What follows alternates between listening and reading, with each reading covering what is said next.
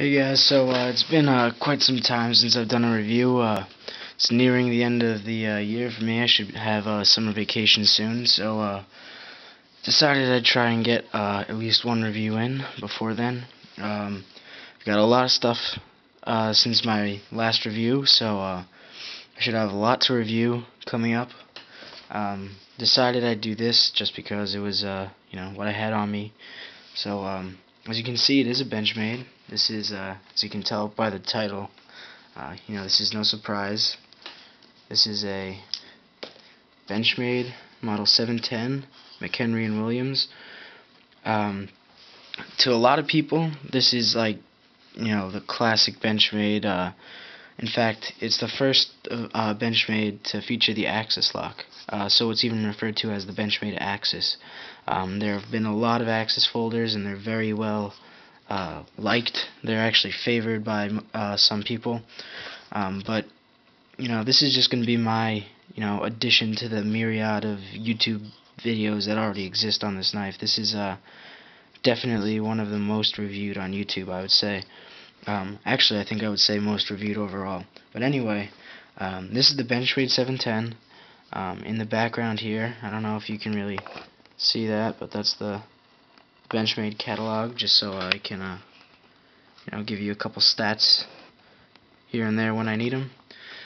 First off, the MSRP in Benchmade's catalog as of 2010 is $165 for the Model 710 D2, which is this, and $180 for the Black Blade partially serrated version. Now, this is the second version of the 710. The original 710s, I believe, were in 154 cm, which is an excellent steel. However, I prefer the this version, the D2 steel. And as you can see, I'm using my Nikon D5000 right now, so this is a DSLR, so it's not gonna autofocus. I have to do it myself. But you can see there, it says D2 right on the blade, right in here. McHenry Williams, and then the patent number is directly beneath it. You can really just see the amazing fit and finish this has. I mean, it is not a cheap knife. When you buy this, you'll probably spend around $150 for it. Most places, maybe less. You could probably find them for even less on the secondary market, off the forums, whatever.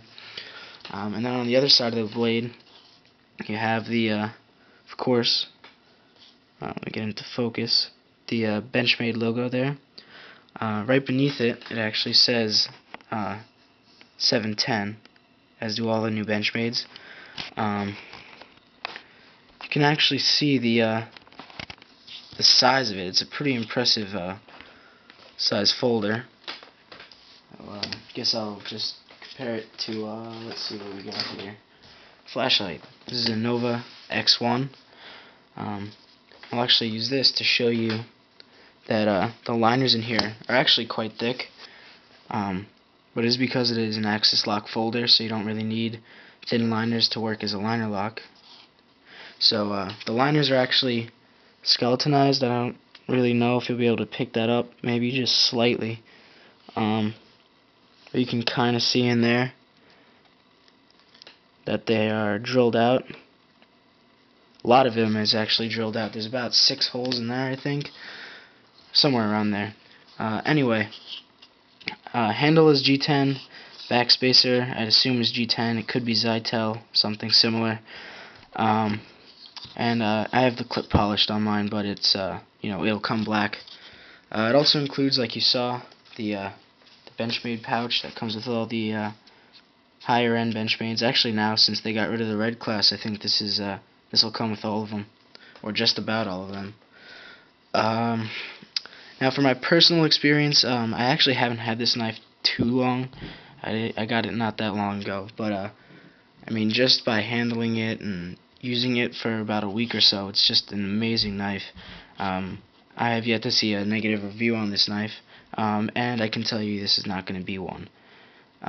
Excellent knife. The size, it is a larger knife. It's a 3.9 inch blade, so this probably could be illegal in a lot of jurisdictions, but it's just under that 4 inches. I still wouldn't recommend it if the limit is 4 inches. It's just cutting it too close. The jimping on this thumb ramp built into the handle is excellent. There's no jimping on the blade, but with that ramp you don't need it. Also on the bottom near this sort of, I guess, finger choil, and then it comes up here sort of as a secondary one. I honestly would not put my finger there just because of how close the heel of the blade is. It does come very sharp from the factory, although I have heard stories of the 710s coming relatively dull compared to other Benchmades. If that's true, I don't know. It could be, partially due to the fact that D2 is a very hard steel, so it might just not get sharpened the same way. But I mean, I'm just loving this knife. There's nothing bad I can say about it so far. The only complaint is, as much as I like the D2 steel for this knife, D2 isn't exactly the most corrosion resistant steel, so that's the one downside I can really say. But the axis lock is smooth. It's, you don't even have to use a wrist flick to get the blade open. Very, very smooth knife.